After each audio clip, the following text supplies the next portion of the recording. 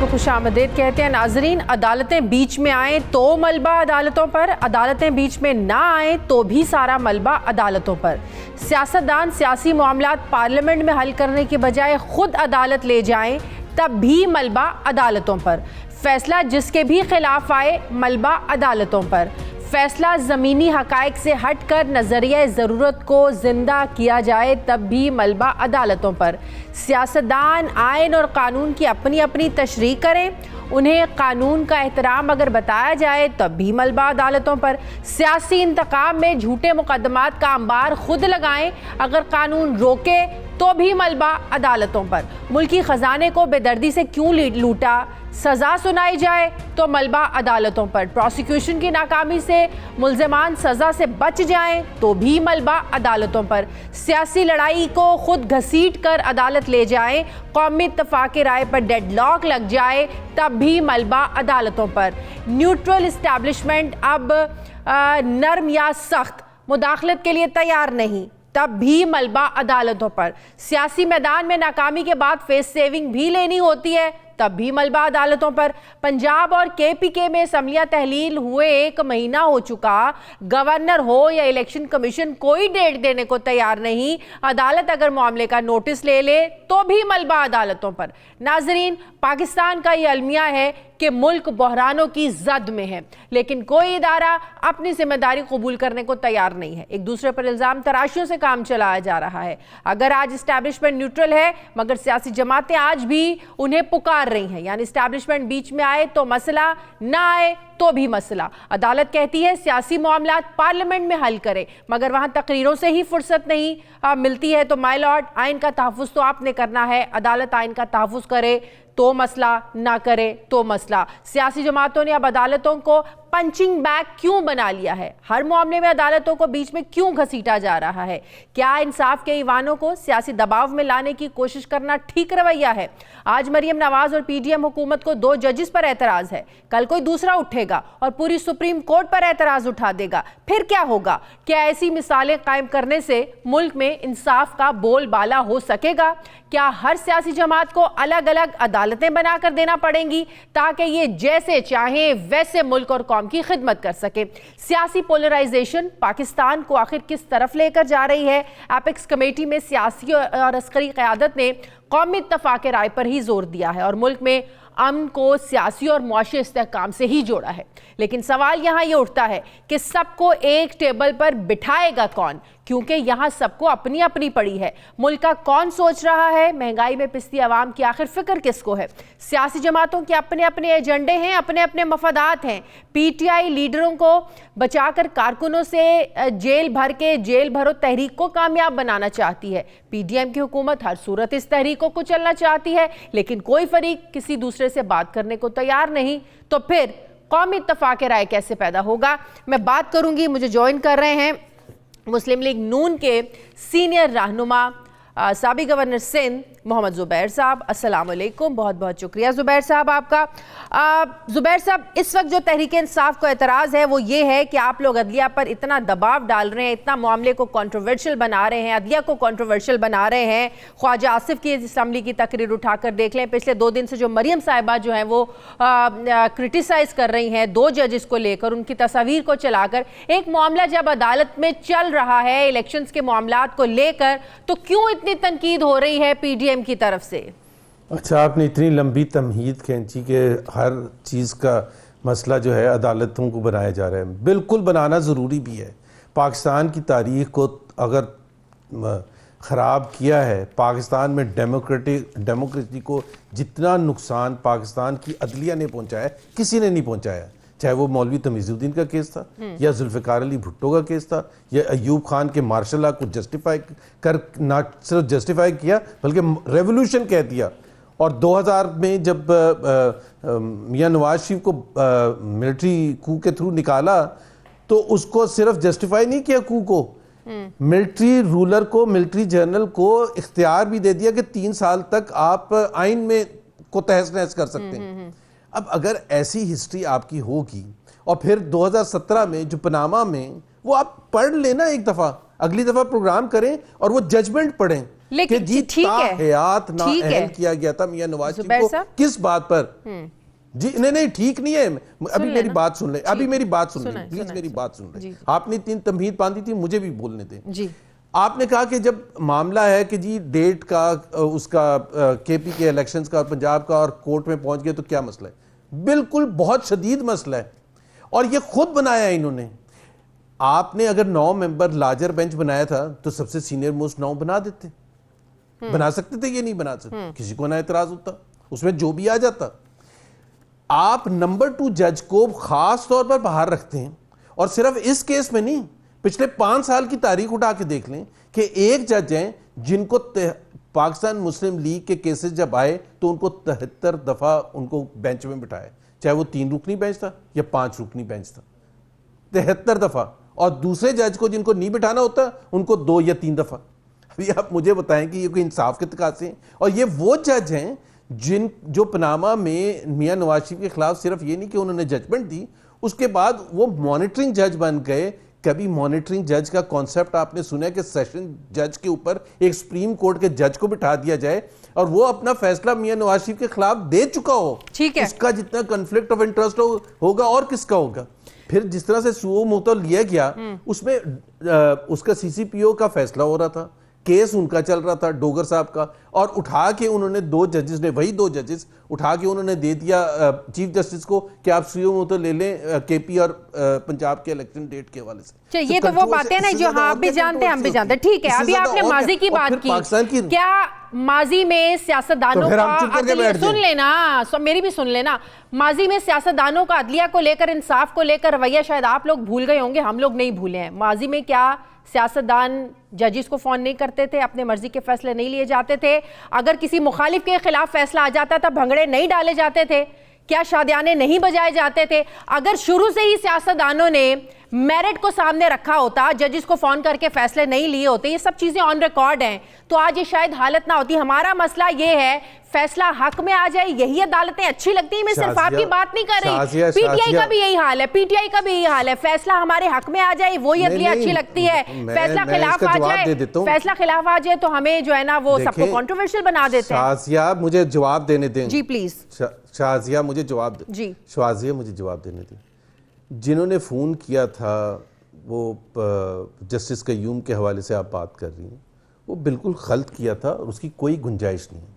वो सियासतदान ने किया था तो वो सियासतदान ही का कसूर था, लेकिन उसको बहाना बना के आप गलत फैसले नहीं सारी उम्र देते रहेंगे कि जी उस वक्त उन्होंने फ़ोन दिया था।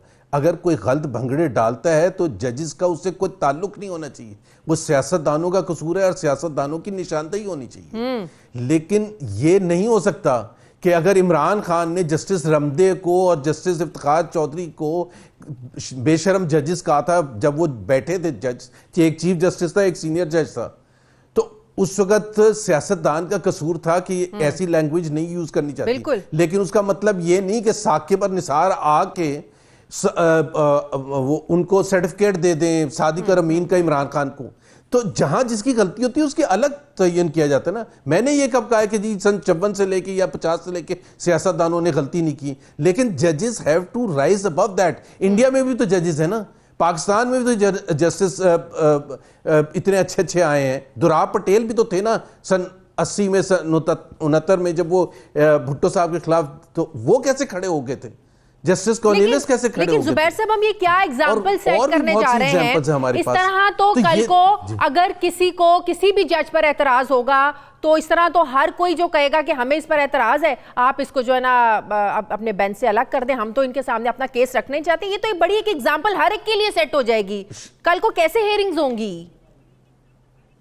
शाजिया, आप मेरा ख्याल है आप जुडिशल प्रोसेस को अगर समझें तो ये रोज़ का मामूल होता है, रोज़ का मामूल होता है कि अगर मैं समझता हूँ, मुझे अगर मिस्टर एक्स जज पर कोई वो नहीं है कि जी वो जज अच्छे नहीं है, लेकिन अगर मैं समझता हूँ कि ये एक वक्त में मेरे ओपोनेंट को रिप्रेजेंट करते रहे हैं आज से 15 साल पहले, तो जब मैं सिर्फ वो उस वक्त का ऑर्डर सामने रखूंगा ना तो वो जज खुद उठ जाएंगे। ये स्टैंडर्ड है वर्ल्ड वाइड, वो बात पाकिस्तान की बात नहीं है। लेकिन आप लोगों को तसल्ली इस हवाले से रखनी चाहिए। बार एसोसिएशंस इतराज कर आपको तसल्ली इस हवाले से रखनी चाहिए कि जो 9 रुकनी बेंच बना है उसमें 3 जजेस ऐसे भी सामने आए जिन्होंने इख्तलाफी नोट लिखा, जिन्होंने असम्बलियों की तहलील पर सवाल उठाए, जिन्होंने खुद बेंच पर सवाल उठा दिए। मतलब कि आपको तसल्ली रखनी चाहिए जो पूरा बेंच है उसमें ओपोनेंट लोग भी, ओपोनेंट जजेस भी शामिल हैं। ओपोनेंट और सपोर्टिंग जजेस की तो बात ही नहीं हो रही है। बात ये हो रही है कि अगर किसी जज पर एतराज है तो वो तो खुद उठ जाना चाहिए उनको। ये रोज का मामूल होता है, इसमें कोई ये बात नहीं होती कि ये जज अच्छा या खराब है। और फिर एक हिस्ट्री भी हो कि हर जो केस है उसमें एक जज बैठे होते हैं। पीएमएलएन के केस में पिछले 5 साल हो चुके हैं भाई, 5 साल। हर केस जहां पीएमएलएन का लगता है उसमें वो बैठे होते हैं। तो वो खुद भी तो उनको एहसास होना चाहिए कि भाई पीएमएलएन को मेरे ऊपर कॉन्फिडेंस नहीं है, मैं अलग हो जाऊं। और फिर सबसे बड़ी बात है, अगर वो उनको रखना ही था तो आप सीनियर मोस्ट नाउ जब आप लार्जर बेंच बिठा रहे थे तो फिर हमारा ये इख्तियार है पूछने का कि फिर आपने जब सिलेक्शन की तो उन जजेस को क्यों निकाल दिया जिनके साथ सब दुनिया को पता है कि आपके अच्छे ताल्लुकात नहीं है। ये तो होगा ना, फिर एतराज़ात तो आएंगे, लोग बातें करेंगे। अब ये वो जमाना खत्म हो गया कि जी वो इमरान खान साहब तो कह सकते थे इफ्तिखार चौधरी के बारे में, और हम अगर कहें तो फिर मुसीबत आ जाएगी। बिल्कुल सही पॉइंट उठाया कि जब आपने पनामा का फैसला किया था इस बेसिस पर के बेटे से सैलरी नहीं ली तो फिर सिसिलियन माफिया किस लेकिन बात सुनिए ना, तनकीद करने का भी तरीके होते हैं ना। कोई जिक्र ही नहीं किया कि यहाँ से करप्शन हुई है या क्या हुआ। जुबैर साहब, तनकीद करने के भी तरीके होते हैं ना। आप जलसों में उठाकर हाजिर सर्विस जजेस की आप तस्वीरें चला दें और आप अवाम को, दुनिया को क्या बता रहे हैं कि हमारे सुप्रीम कोर्ट में ऐसे जजेस बैठे हैं जिस पर हमको एतबार नहीं है। आप एतराज उठाएं, आप आर्ग्यूमेंट्स करें, लेकिन जलसों में, कन्वेंशन में तस्वीरें चलाकर हाजिर सर्विस जजेस की आप समझते हैं, न्यूट्रल होकर बात करें कि अच्छा मैसेज जा रहा है अवाम को, दुनिया को। मैं न्यूट्रल होकर ही बात कर रहा हूँ। आज से 2 हफ्ते पहले जब ये यहाँ सुप्रीम कोर्ट में झगड़ा नहीं शुरू हुआ था तो आसमा शिराजी के प्रोग्राम में जब मेरे से पूछा था और उसके बाद भी कि क्या इलेक्शन 90 दिन में होने चाहिए, तो मैंने कहा था 90 दिन में होने चाहिए। मैंने बिल्कुल इंडिपेंडेंट पोजीशन ली थी, इतना मुझे होश है। लेकिन मुझे, और शाहिद खान अब्बासी ने भी इंडिपेंडेंट पोजीशन ली थी। लेकिन ये नहीं हो सकता कि हम पड़े पे हों मार का। ये तो मैंने तो आपसे सिर्फ इंसाफ के तकाजों की बात की है कि इंसाफ के मुताबिक अगर किसी पर कोई वो होता है, इतराज होता है, तो उनको शामिल आप क्यों कर रहे हैं। देखे ना, 2 जजेस ने जब ये कहा कि सुओ मोटो लें कि पाकिस्तान की बका का मसला है, तो उन्होंने तो अपना फैसला सुना दिया। तो फिर किसी और 2 जजेस को उनके बदले डालना था। या चले आप 15 रुकनी, अभी भी वक्त है, आप पूरे के पूरे 15 रुकनी जज लगा दें तो हम कोई इतराज नहीं कर सकेगा कि भाई, या टॉप के अगर आपने 9 ही लगाने थे तो सीनियर मोस्ट 9 लगा देते। तो झगड़ा तो आप शुरू करते हैं, आपका क्या इंटरेस्ट है। और फिर आप पिछले फैसले जाके देखिए, एक हमजा शहबाज के केस में जब वो चीफ मिनिस्टर के लिए वोट मिले, जी, अगर आप लोग वाकई में ये समझते हैं कि 90 दिन में इंतखाबात होने चाहिए तो फिर ये मामला तो अदालतों में जाना ही नहीं चाहिए था ना जुबैर साहब।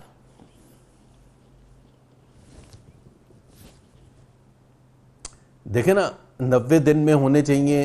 अगर गवर्नर साहब का एक मौक़िफ़ था, हम ये तो देखें स्टैंडर्ड है। मेरा राय एक चीज़ हो सकती है, दूसरे किसी शख्स की राय मुख्तलिफ हो सकती है। उसका फैसला कहीं ना कहीं किसी फोरम पर तो होता है। इसीलिए तो कोर्ट्स होते हैं कि जी अगर हम गवर्नर साहब समझते हैं कि वो नहीं है मजाज डेट देने के लिए, और अगर इलेक्शन कमीशन समझ रहा है कि वो मजाज नहीं है, और अगर प्रेसिडेंट साहब समझ रहे हैं कि वो मजाज हैं डेट देने के लिए, और there is a different points of view, तो इसमें तो कोई खराबी नहीं है कि जी अच्छा सुप्रीम कोर्ट आप बता दें। और जब इतना सेंसिटिव मामला हो तो supreme court should understand the sensitivity कि मैं ऐसा बेंच बिठाऊं। इलेक्शंस के हवाले से ना तो कोई नई शिक डली है आइन में, ना किसी को आइन का पता है। आइन को रीराइट तो नहीं करते। हाँ बिल्कुल ठीक है, लेकिन इलेक्शंस कोई पहली दफा तो नहीं हो रहे। कोई पहली दफा तो गवर्नर पता नहीं चलना किसी को। सब सीनियर पॉलिटिशियंस बैठे हुए हैं, गवर्नर ने तारीख दे दी है। पहली दफा ही हो रहे ना। क्या मतलब पहली? नहीं, ये पहली दफा हो रहे ना, इस वजह से तो झगड़ा है। नहीं, पहली दफा पाकिस्तान में हमेशा सूबाई इलेक्शन और नेशनल इलेक्शन एक साथ होते हैं। या ज्यादा पहले ये होता था 2 दिन के डिफरेंस से होता था, बट वो भी एक साथ ही कह लेना। ये पहली दफा हो रहा था कि पंजाब असेंबली और केपी असेंबली पहले टूट गई थी और 90 दिन का आइन में लिखा हुआ है, उसके मुताबिक अप्रैल में इलेक्शन होने थे और जबकि नेशनल असेंबली के इलेक्शन अक्टूबर में होने हैं। तो ये तो पहली दफा ही हो रहा था ना। That is why there is a interpretation that was required from the supreme court of Pakistan, क्योंकि इसमें दूसरे पॉइंट्स भी शामिल हैं। बावजूद इसके कि जो मैं समझा था, पाकिस्तान में एक कॉन्सेप्ट है कि जी केयर टेकर गवर्नमेंट होगी, और वो इस वजह से आया था कि कोई भी पॉलिटिकल पार्टी इलेक्शन कमीशन पर उसको एतमाद नहीं था। इंडिया में तो एतमाद है, इसलिए कोई केयर टेकर सेटअप नहीं आता।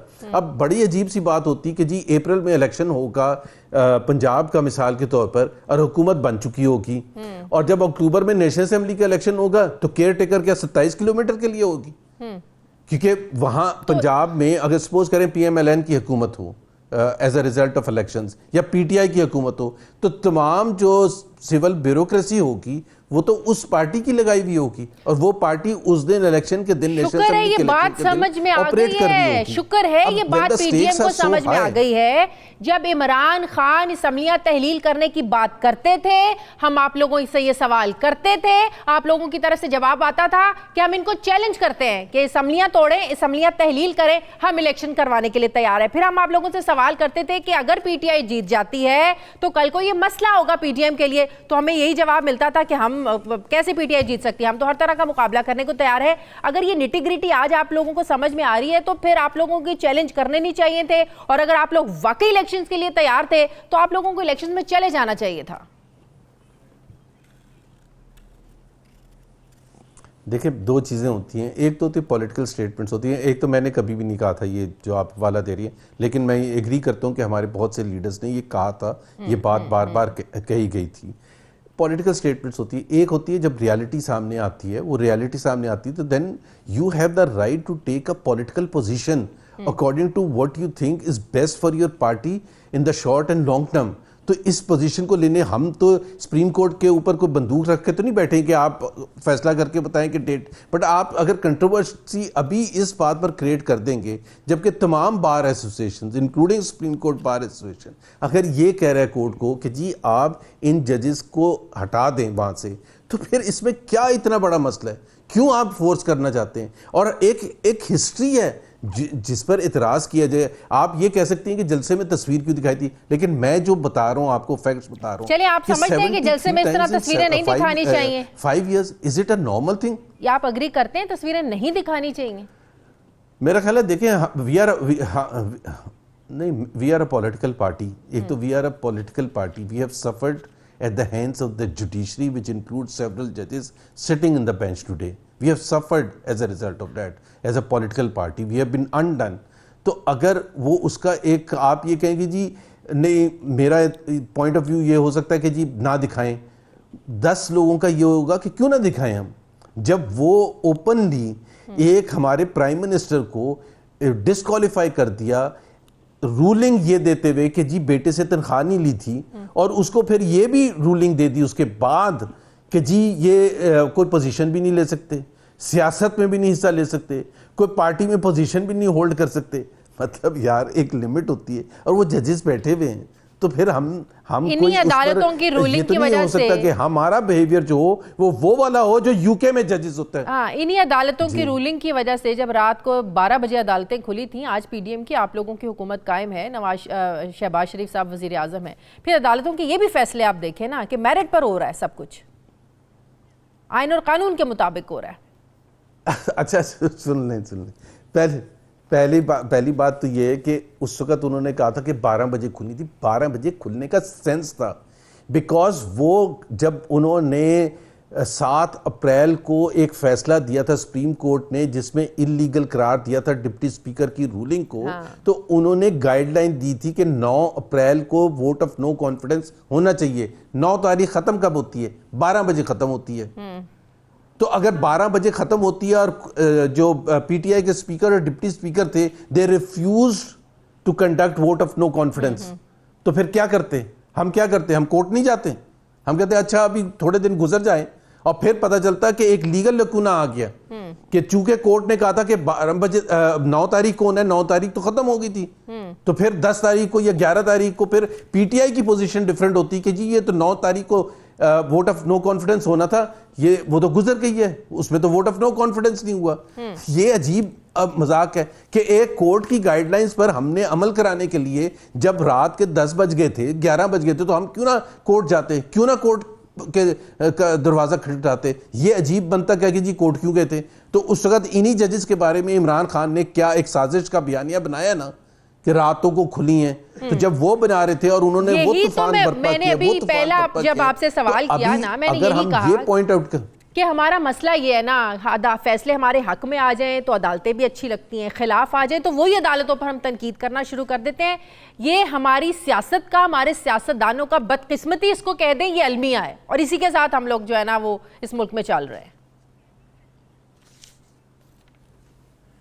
नहीं, लेकिन ये प्लीज, मैं किसी पॉलिटिकल पार्टी के बिहाफ पर नहीं बात कर रहा, लेकिन अगर अमल से अगर फैसले सियासी बेसिस पर नहीं आएंगे, अगर प्रेशर में आके फैसले नहीं किए जाएंगे तो फिर वो सबको नज़र भी आएगा। लेकिन अगर किसी के कहने पर प्रेशर के ऊपर फैसले दिए जाएंगे, मैंने आपको जिस तरह एक एग्जांपल दिया, आप ये कि जी जनरल परवेज मुशर्रफ का सिर्फ वैलिडेट नहीं किया, उनको कहा 3 साल तक आप आइन में चेंजेस कर सकते हैं और धड़ल्ले से कर सकते हैं। मतलब आप मुझे बताएं तो उस पर अगर पूरी दुनिया हंसती नहीं है, पूरी दुनिया को ये समझ नहीं आती कि ये हो क्या रहा है। जब सारे ऑप्शंस खत्म हो गए, जब मार्शल लॉ नहीं लग सकता, जब 58(2) खत्म हो गया, तो जुडिशरी के थ्रू आप प्राइम मिनिस्टर को फारिग करना शुरू करते हैं। यूसुफ रजा गिलानी को जुडिशरी के थ्रू फारिग कर दिया, नवाज शरीफ को जुडिशरी के थ्रू फारिग कर दिया। आई मीन एक बंदा इलेक्ट होके आता है, he is leader of the house representing the will of the people of Pakistan, और उसको आप उठा के एक झटके में फारिग करते हैं। सही। जाते जाते बता दें, आपके भाई तहरीक इंसाफ के रहनुमा असद उमर, उनसे आपका कोई रब्ता हुआ? शाम मुख्तलिफ ज़िलों में पता चला है कि उनको राजनपुर भेज दिया गया है, शाह महमूद कुरैशी को भी कहीं दूर लिया में भेज दिया गया है, तो कोई रब्ता हुआ? पहले पीटीआई वाले, उनको बड़ी जल्दी थी जेल भरो तहरीक की, आप उन्हीं की फैमिलीज़ जो हैं वो चाह रही हैं कि उन हाई कोर्ट चली गई हैं कि उनको जो है ना वो बाजियाब करवाया जाए। कोई रब्ता हुआ है आपका असद उमर साहब से कि वो कैसे हैं? देखिए, नहीं मेरा तो नहीं रब्ता हुआ, बट मैंने कोशिश ज़रूर की थी रब्ता करने की, और टू इंश्योर कि जी कोई उनको जो भी ज़रूरियात हैं, दवाइयाँ हैं, जो भी है वो पहुँच जाएं। बाकी तो उनकी अपनी मर्ज़ी थी ना, हमने तो नहीं कहा था, बाकी उनकी मर्ज़ी थी, लेकिन फिर भी इंसाफ होना चाहिए। और मेरा ख्याल है अब उनको भी, उन्होंने भी जो इमरान खान ने फ़ैसला किया था, फजूल किस्म का फ़ैसला किया था, इसका कोई पॉलिटिकल इम्पैक्ट नहीं है, कोई नतीजा नहीं निकलेगा कि जी अगर 300-400 लोग गिरफ्तार हो जाएंगे, हुकूमत पर कोई प्रेशर नहीं आएगा। तो मेरा ख्याल है अब उन्होंने भी, इमरान खान को खुद रियलाइज़ हो रहा है कि ये कोई फ़ैसला सही नहीं था। तो दवाइयाँ वगैरह पहुंचा दी, जाने की इजाज़त है? कोई मिलने मिलाने की किसी को कह रहे हैं, इजाज़त ही नहीं दे रहे हैं? वो जो हमारी जिसके थ्रू बात हो रही थी, ज़ाहिर जी नहीं, मेरा नहीं ख्याल है ऐसी बात है, होता तो मुझे ज़रूर पता चल जाता। ठीक है, बहुत बहुत शुक्रिया। साबिक गवर्नर सिंध, मुस्लिम लीग नून के सीनियर रहनुमा जुबैर साहब मेरे साथ थे, बहुत शुक्रिया आपका। मुझे ब्रेक लेनी है नाज़रीन, वापस आते हैं वक्फे के बाद।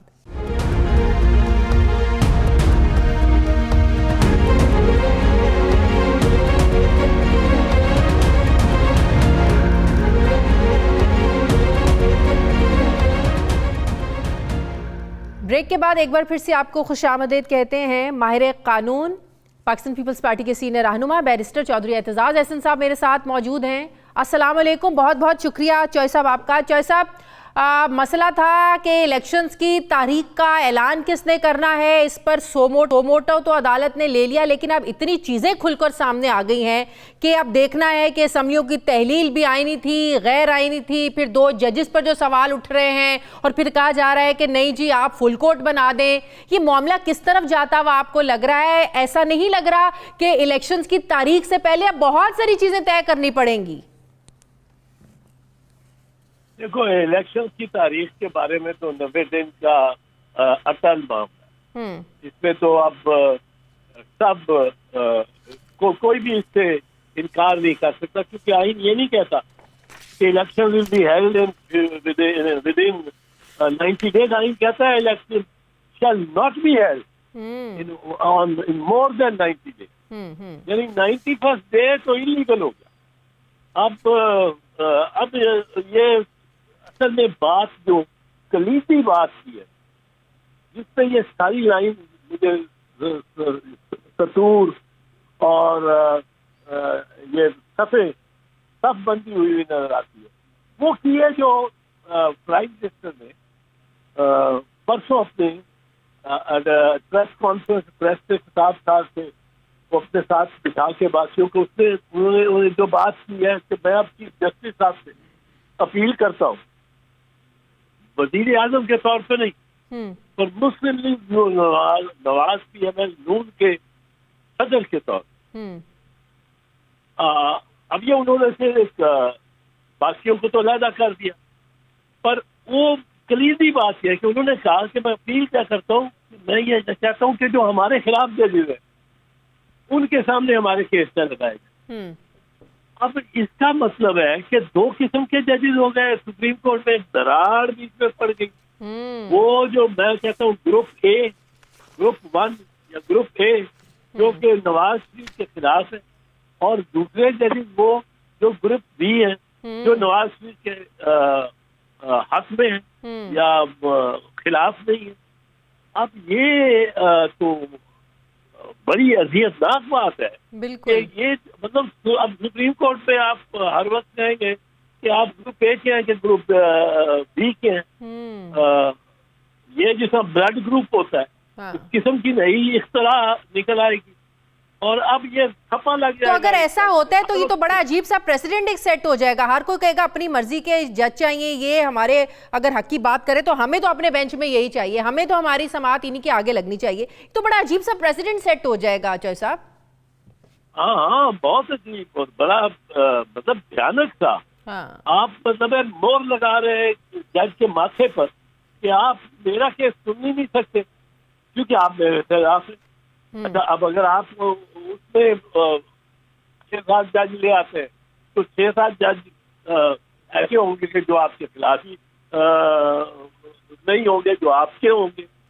तो उसका मतलब है कि ये सुप्रीम कोर्ट अब इस तरह पहचानी जाएगी कि कौन नवाज शरीफ के, कौन सा जज नवाज शरीफ के साथ है और कौन से किसके माथे पे मोहर लगी हुई है कि वो जो नजर आ जाए आपको कि देखते ही कि आप तो नवाज शरीफ के हक तो बेहतर क्या है कि इस मामले पर फुल कोर्ट ही बन जाए जो फारूक H नाइक ने कल बात की, क्योंकि सवाल तो इस पर यह भी उठ रहा है ना कि सीनियर जज सरदार तारिक साहब और जस्टिस काजी फायज ईसा को आप लोगों ने शामिल क्यों नहीं किया। तो बेहतर इसके है कि 2 को निकाल दें, 2 को शामिल कर दें, तो बात फिर तो इसी पर आकर खत्म होती है कि फुल कोर्ट बन जाना चाहिए।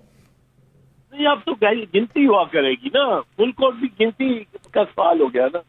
गिनती का सवाल ये हो गया कि फुल कोर्ट में 2 जजेस कौन से ग्रुप A के आप निकाल रहे, ग्रुप A के निकाल दिए तो ग्रुप B की बरतरी हो जाएगी, पहले दिन से पता है आपको। और वो ग्रुप A और ग्रुप B अपने फैसले इस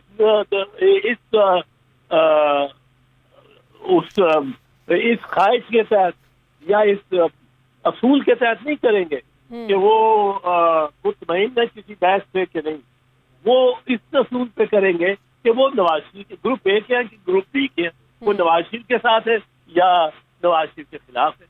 अब ये मतलब अब तो गिनती बेमानी हो गई है, असूल बेमानी हो गया। एतजाज साहब, आपने अपनी करियर में इतनी खतरनाक किस्म की तकसीम पहले कभी तारीख में देखी है पाकिस्तान की अदलिया में? मैं समझता था कि 1997 में इस तरह की खतरनाक तकसीम हुई है जिसका बहुत नुकसान हुआ अदलिया, वो सिर्फ अदलिया को नुकसान हुआ और 10 जज एक तरफ हो गए और 7 जज एक तरफ हो गए, अलग-अलग 2 लिस्टें आनी शुरू हो गई। पर उस वक्त तक मुझे ये नजर नहीं आया था कि यहाँ ये तकसीम जो है ग्रुप A और ग्रुप B की, ये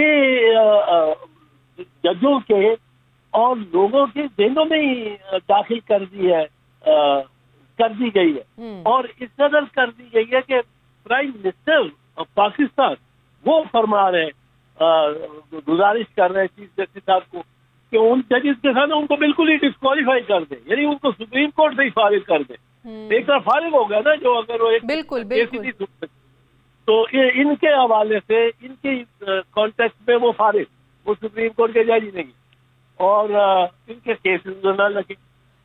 और जो देखो, ऑडियो ऐसी- टेप सामने आई कुछ दिन पहले, वो तो फिर इस सारे मामले पर वाकई एक मोहर सुप्त कर देती हैं कि वाकई ये तकसीम बहुत ज्यादा गहरी हो चुकी है। वो जो ऑडियो टेप से बढ़ के जो बात है, जो मरियम बीबी ने तस्वीरें चलाई हैं। सरगोदा में अपने खिताब में किया, और तस्वीरें लटका के उनकी हाँ।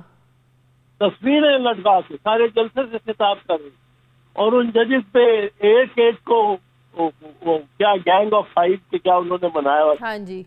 और वो तस्वीरें दिखाई। उससे सुप्रीम कोर्ट के जजेस थे, वो ग्रुप ए के थे। अब ग्रुप बी जो है, ग्रुप बी को मैं सोचना चाहिए कि ये अना का मसला नहीं है, ये अना का मसला, इसको ना बनाए कोई भी ना, ग्रुप तो इसका हल क्या है? इसका हल क्या है? इसका हल तो मतलब है अब सुप्रीम कोर्ट में ही ढूंढना है, इन जजों को आपस में बैठ के, ये हल इसका कोई नहीं जब तक ये दरार रहती है। क्योंकि जैसे शब्द शकील का एक शेर है, और ये जजेस में अब हो गया कि ये खैर और शर की बात नहीं है यहाँ, तो बस ये खैर और शर की बात नहीं है यहाँ, तो बस टकराव हो गया है अना का, अना के साथ। खतरनाक तो सिचुएशन हो गया है, और ये मतलब है जजेस ने चला है। सुप्रीम कोर्ट के जजेस अगर सिर्फ इस बुनियाद पर फैसला करेंगे कि वो ग्रुप ए में है, और या वो सिर्फ इस बुनियाद पे करेंगे कि वो ग्रुप बी में है, तो ये तो जिस दिन सुप्रीम कोर्ट का जज अपॉइंट होगा उस दिन थप्पा माथे पे लग जाएगा। बिल्कुल। कि ये हमारे तो फिर फैसले तो जजेस के कहलवाए जाएंगे, फैसले फिर अदालतों के तो नहीं होंगे एतजाज साहब। नहीं, जजेस के फैसले ही इस बुनियाद पे आएंगे कि वो खैर और शर की बात नहीं है यहाँ, तो बस। अब वो दोनों ग्रुप में जितने जजेस को मैं जानता हूँ, अगर ये ग्रुप अब ये है, अगर ये पैमाना इस्तेमाल किया जाएगा केस फिक्सिंग का सबसे पहले कि ये जज तो खिलाफ है भाई मियां नवाज शरीफ के, ये नून लीग के खिलाफ है, फिर नून लीग के हवारियों और इत्तेहादियों के भी खिलाफ होंगे, तो फिर अब वो नून लीग के जो, तो अब नून लीग का मुतालबा देखें ना, वो कहते हैं कि 2017 से शुरू करें, पनामा लीग से शुरू करें, जो ताहयात पाबंदी लगाई है आप लोगों ने नवाज शरीफ पर, उससे इस मामलात को शुरू होना चाहिए, तो अब तक आप लोगों को फिर सारे मामलात को देखना चाहिए। मतलब कि ये ग्रुपिंग जो है ना, वो 2017 से नून लीग अपने दिमाग में, अपने जहनों में लेकर बैठी हुई है। बिल्कुल सही है, और ये ग्रुपिंग उससे पहले के ये रही है, वो तो एक वाकया हो गया ना। हाँ। कहते हैं कि तो बेटे से तनख्वाह ना लेने की सजा दी, उसकी सजा नहीं, असल में बहुत सीरियस मामला था, इसको इस तरह पुट करना चाहिए था। और वो असल में जो शायद उन जजेस का एक कहने का मकसद भी ये था कि देखो, अगर आप बरतानिया के वजीर आजम या भारत के वजीर आजम, तो आपको कोई बर्दाश्त करेगा कि आप एक फॉरेन मुल्क, दूसरे मुल्क की किसी कंपनी हो, आप भले आपकी बेटे की कंपनी हो, यह असूली बात है, बिल्कुल बिल्कुल आईनी कानूनी बात, कि आप वजीर आजम बरतानिया से हो और भारत के रिलायंस ग्रुप या अडानी ग्रुप में आप जनरल मैनेजर हो, तनख्वाह नहीं लेते हो, ये अकामा ही जो है वो ही एक जुर्म है इस ऐसी पोजीशन में बैठे हुए। अब अकामा से आगे आप, अकामा के ये बताता है कि आप मुलाजिम हैं इस कंपनी, और वो कंपनी इधर दुबई में रजिस्टर्ड है। अब ये उकामा ही क्या इंडियन प्राइम मिनिस्टर को इंडिया ये बर्दाश्त करेगा कि ऑस्ट्रेलिया की कंपनी ब्रोकन हिल के वो डायरेक्टर हो, या उसमें उसकी एडमिनिस्ट्रेशन में बोर्ड ऑफ डायरेक्टर में, या वो वाइस प्रेसिडेंट बोर्ड का हो या प्रेसिडेंट हो, ये बर्दाश्त करेंगे? बिल्कुल। अच्छा चौधरी साहब, मुझे एक बात बताएं, चौधरी साहब एक बात बताएं, अब कर रहा हूँ हाँ, अब अगर दो इन जजेस पर सवाल उठा दिए गए हैं और कहा जा रहा है कि ये Maulana Fazlur Rahman group, JUIFA, People's Party और नून लीग, इनसे मुतालिक किसी मुकदमे की समाअत ना करें, मतलब कि क्रॉस लगाया जा रहा है कि इन तीनों पार्टियों से मुतालिक जो केसेस होंगे, ये दो जजेस जो हैं ये इन पर समाअत ना करें, इनको ना सुने। ये मामला क्या कॉन्फ्लिक्ट ऑफ इंटरेस्ट में आता है? ये कॉन्फ्लिक्ट ऑफ इंटरेस्ट में आता है, और कॉन्फ्लिक्ट ऑफ इंटरेस्ट को डिटरमिन किसने करना है, वो आइन के मुताबिक, और ये तो बहुत सारे इसके जजमेंट है, वो जजेस ने करना है, अदालत ने करना है। पर ये अदालत पे आप, और यहाँ मैं समझता हूँ कि नाइक साहब को भी इस पे रिफ्लेक्ट करना चाहिए, जो हमारे नुमाइंदा है, कि ये वो उसी जो हम मामले में ग्रुप ए और ग्रुप बी ये जजेस में नहीं कर रहे हैं, और अगर ग्रुप ए और ग्रुप बी और ग्रुप ए हमारे खिलाफ है और ग्रुप बी हमारे हाथ में है, तो हम इस क्या कमाएंगे? सही। तो चॉइस साहब, अब मामला अदालत में सबसे पहले क्या देखा जाएगा?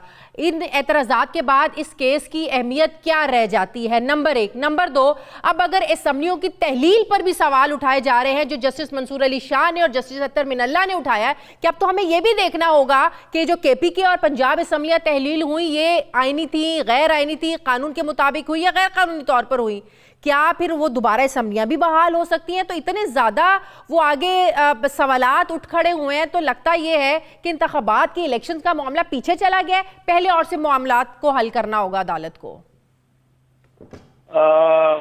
शाजिया, बदकिस्मती से जो लोग अब इसको लेंगे ना, वो ये लेंगे कि इसको इंटेलेक्चुअल बहस के तौर पे नहीं लेंगे कि ये बड़ी इंटेलेक्चुअल बहस, इसको शबनम शकील के उस शेर के मुताबिक ही लेंगे कि ये बुनियादी तौर पे अगर आप ग्रुप ए में है तो आपका एक फैसला है, और ग्रुप बी में है तो आपका एक फैसला है, और ये दरार आपके सुप्रीम कोर्ट में ऊपर से नीचे तक है। और आपको पता है कि अगर फलां जज साहब है, वो चाहे इसको किसी और नतीजे पे पहुंच रहे हैं अपने फैसले के, वो किसी और रास्ते से पहुंच रहे हैं, वो आके मंजिल उसी पे आके ठहरेंगे जिसपे उनको आपने पहले डिफाइन कर दिया है कि ये नवाज शरीफ के हक में है, ये नवाज शरीफ के खिलाफ है। ये डिवाइड हो गई है अब कोर्ट रूम में, और चॉइस साहब ये असम्बलियों की तहलील का जो मामला है, ये इतना ज़्यादा कंट्रोवर्शियल क्यों बना दिया गया, जब आइन में वाज़े है कि असम्बलियों की तहलील के बाद 90 रोज़ में इंतखाबात होने हैं? तो ये मामला अदालतों में जाने की कोई ज़रूरत थी, नंबर एक। नंबर दो, इससे ये जाहिर नहीं होता कि PDM की जमातें इलेक्शन से भाग रही थी, वो इलेक्शंस करवाना नहीं चाहती थी, तो इसलिए मामला अदालतों में लेकर गई हैं? ये इम्प्रेशन तो एक बहुत ज्यादा ही फैला दिया उनके हमारी इस हुकूमत ने, इस जो लगता है कि घबराहट में कि इमरान खान जैसे बहुत हमसे आगे वोट बैंक में बहुत ज्यादा, अच्छा, मतलब है जो उसकी नाकाम हुई है जेल भरो तहरीक, जिस बुरी तरह नाकाम हुई, उसको भी आप लोग नहीं, मैंने एक दो बात की, वो मुझे फोन आए उधर, मैंने कहा कि वो जेल भरो तहरीक जो नाकामी है, इस से नवाज इसको सॉरी इमरान खान को बड़ा नुकसान पहुंचेगा। वो कहते हैं जी हमें कोई परवाह नहीं है, क्या बात है, ये तो उन्होंने गिरफ्तार नहीं किया, ये नहीं हुआ, वो जो उसका मजाक बना हुआ है, जिस तहरीक जो उसकी मजाक बन गई है, उसमें भी लोग नॉट कन्विंस। अब तय हो चुका है कि आप नवाज शरीफ के साथ हैं या नवाज शरीफ के खिलाफ है, आप इमरान खान के साथ हैं या आप इमरान खान के खिलाफ, आप PDM के और पीपल्स पार्टी के खिलाफ हैं या आप उसके हक में। अब ये एक तरफ एक खड़े हुए हैं, सही, और दूसरी तरफ दूसरे हैं। अब दो ग्रुप में, group A and group B में कौम भी सारी बटी हुई है और अदलिया भी बढ़ गई। अब ये बड़ी परेशानी की बात। बिल्कुल बिल्कुल, बहुत खतरनाक सिचुएशन है। बहुत बहुत शुक्रिया कानून बैरिस्टर चौधरी एतजाज अहसन साहब मेरे साथ थे, बहुत शुक्रिया आपका। मुझे ब्रेक लेनी है नाज़रीन, वापस आते हैं वक्त के बाद।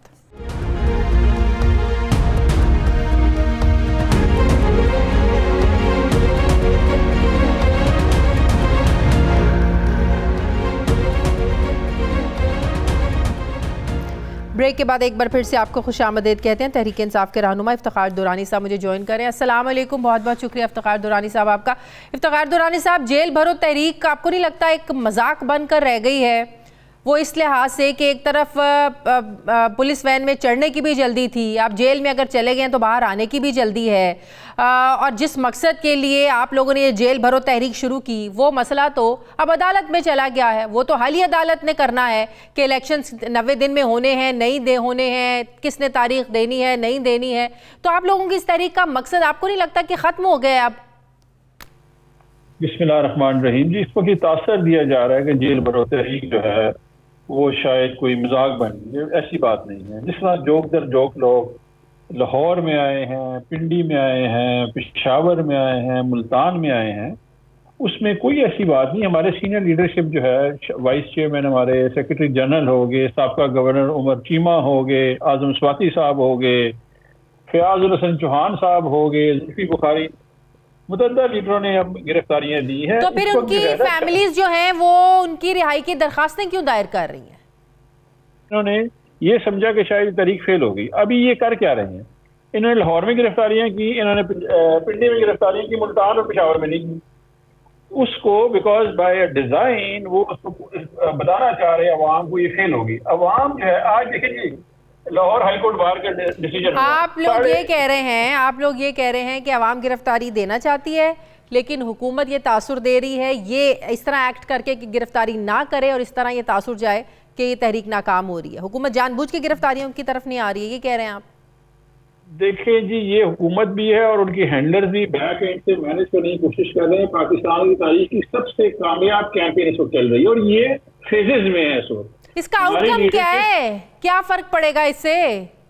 देखिए, इससे फर्क ये पड़ेगा कि आप जो एक एक को उठा के भरना कर रहे थे और उनको खौफजदा कर रहे थे, उनको तशद्दुद कर रहे थे, आज वो जावेद अली का आपने सुन लिया जो इमरान खान साहब ने जो है प्रेस कॉन्फ्रेंस की जिसके साथ, जिसकी बीवी का बता रहे थे कि उसको भरना करके उसकी वीडियो जो है फेसबुक पर डालेंगे। इस तरह लोग जो है उनका खौफ का बुत टूटेगा, वो टीवी पे आएंगे, बताएंगे आपको कि जी हम खौफजदा नहीं है, आपने अगर हमें भरना करना है, हमारी बीवियों को भरना करना है। नहीं, आपकी इस तहरीक का मकसद कुछ और था। आपकी इस तहरीक का मकसद ये था कि अगर इलेक्शंस की डेट नहीं दी तो हम जेल भरो तहरीक शुरू करेंगे। आपका तो मकसद कुछ और है ना। देखें जी, इसका मकसद जो था वो था अर्ली इलेक्शन, खौफ खत्म करना और इन्फ्लेशन, तीन चीजें थी। ठीक है जी। पहला जो था वो अर्ली इलेक्शन था। इलेक्शन में जो है, जो अभी आप चौधरी इत्तेजाज एहसन साहब से भी बात कर रहे थे, मैं सुन रहा था आपकी कॉन्वर्सेशन जो है, उसमें जो है जी ये एक आईनी पिटीशन है, आइन में 90 दिन लिखा हुआ है। इन्होंने अस वर्सेस दैम कर दिया, यानी कि नून पीडीएम वर्सेस पीटीआई कर दिया। हम तो आइन की बात कर रहे हैं। यहाँ पे उन्होंने कहा हमारे जज तुम्हारे जज ये करना शुरू कर दिया क्योंकि ये हीलो हिज्जत से काम ले रहे हैं और वो जब तक फैसला इंप्लीमेंट नहीं होगा। यहाँ पे शाजिया इस्लामाबाद हाई कोर्ट ने फैसला किया हुआ है कि लोकल बॉडी इलेक्शन करा दें, ये हुकूमत नहीं करा रही, इनसे कोई पूछने वाला है नहीं है। इसी तरह ये फैसलों पे अमल दरामद नहीं करते, ये तहरीक फेज वाइज है, ये चलती रहेगी और आखिर में इमरान खान भी आएंगे इसमें। आप किस फेज में गिरफ्तारी दे रहे हैं? देखिए, मेरी लीडरशिप ने डिफाइन किया, हमारी कोर कमेटी को जैसे जैसे बता रहे हैं। लीडरशिप ने तो ये डिसाइड किया था कि जो जितनी भी सीनियर लीडरशिप जाके वैनों में चढ़ी है, असद उमर साहब है, शाह महमूद कुरैशी हैं, ये पहले प्लान में तो ये चीजें शामिल नहीं थी, तो ये लोग तो अपने शौक से जाके चढ़ गए। ये तो सब प्लान किया उल्ट हुआ है। नहीं, प्लान उल्ट नहीं हुआ। उन्होंने कहा क्योंकि जो वर्कर भी गिरफ्तारियां दे रहे हैं तो we should lead from the front, और उन्होंने दे दिया। अच्छा, अभी साथ क्या हुआ है, एक जो है ना अफवाह की जो है फैक्ट्री स्टार्ट होगी। कल जो है उन्होंने चलाया कि जी असद उमर साहबा की जो एहलिया है उन्होंने अप्लाई कर दिया है बेल के लिए, हालांकि ऐसी कोई बात ही नहीं है, कहीं पे कोई बेल किसी ने अप्लाई नहीं की। हाँ, हमने एक पिटीशन डाली हुई है। वो पिटीशन है क्या कि हमारे बंदे जो आपने गिरफ्तार किए हैं उनकी तादाद आप पूरी नहीं दिखा रहे हैं, आप उनके साथ कोई तशद्दुद ना करें, जो उनके साथ जेल मैनुअल में लिखा हुआ है पोलिटिकल प्रिजनर्स के हिसाब से उनके साथ जो है वो सलूक करें। अभी यहाँ पे नामालूम अफराद जो है जेलों में बैठे हुए हैं, उनकी दवाइयां रोक के, उनको कपड़े नहीं दे रहे हैं, उनको खाना नहीं दे रहे। जेल भरो तहरीक से पहले शुरू करना सोचना चाहिए था ना कि कोई बरतानिया की जेलों में तो नहीं आप लोग जा रहे हैं, ये कोई आप महज़िब मुआशरों की जेलों में नहीं जा रहे, पाकिस्तान की जेलें हैं ये। क्या आप लोगों की सीनियर लीडरशिप अभी जेलों से होके आई नहीं है? आप लोगों को पता नहीं था ये लोग क्या सलूक करते हैं? कि जेल भरो तहरीक शुरू करने से पहले आप लोगों को सोचना चाहिए था। हमने बिल्कुल सोचा हुआ है। ये बरतानिया की जेलें बनेंगी, शाजिया हमारा इसके ऊपर रिजॉल्व है। ये खौफ जो है ना, साम्राज्य निज़ाम जो है इंडियन एक्ट 1935 जो चल रहा है यहाँ पे, ये खत्म हो गया इस मुल्क में। ये साम्राज्य का सिस्टम है, ये पुलिस साम्राज्य एक्ट कर रही है। ऐसा नहीं होता पाकिस्तान में, ये आज़ाद मुमलिकत है। अगर यह आज़ाद मुमलिकत है तो यहाँ पे बरतानिया जैसी जेलें बनेंगी और हम बना के छोड़ेंगे। इन्होंने जितना जुल्म करना है, हमें बरन्ना करना है, हमारी बीवियों को लेके आना है, उनकी फिल्में बनानी है, सोशल मीडिया डाल दें जो करना है उन्होंने। इस वक्त खौफ रुकने वाले नहीं है, लोग, पब्लिक बाहर खड़ी है। आज लाहौर हाई कोर्ट में फैसला जो दिया वकीलों ने, 3300 3700 वोटों से आ रहे हैं ये लोग।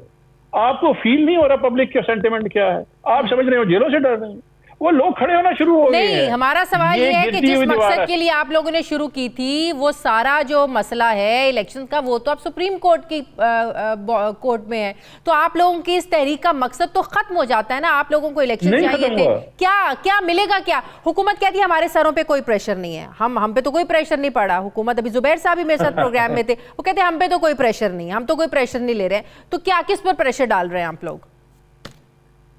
जो उनके खौफ का आलम है शाजिया, उनकी शक्लों पे देख लें, उनकी शक्लें बदल गई हैं खौफ से। आप कह रहे प्रेशर नहीं है, कहने में क्या हर्ज है इनका? इस वक्त इनकी कांपें टांग रही हैं। इन लोगों ने जुल्म की इंतहा, कल जो है इलेक्शन है राजनपुर में, लोगों जिनकी फसलें खड़ी हैं वहां पे ट्रैक्टर फेर रहे हैं, जिनके दुकानें हैं उनके ऊपर पर्चे कर रहे हैं। जो तहरीक इंसाफ का बैनर लगा रहा है ये खौफजदा हैं, ये गिरती हुई दीवार है। इस वक्त ये निजाम बदल रहा है, पाकिस्तान आजादी की तरफ जा रहा है। ये फेज वाइज चल रही है, हर फेज में अपना प्लान है, वो आता रहेगा, आप देखते रहेंगे कितने बहुत लोग शुक्रिया इफ्तिखार दुरानी साहब, पाकिस्तान तहरीक इंसाफ के साथ थे। प्रोग्राम का वक्त खत्म हो गया। नाज़रीन, फीडबैक जरूर दें, अपना ख्याल रखें, मुझे इजाजत है, अल्लाह हाफिज।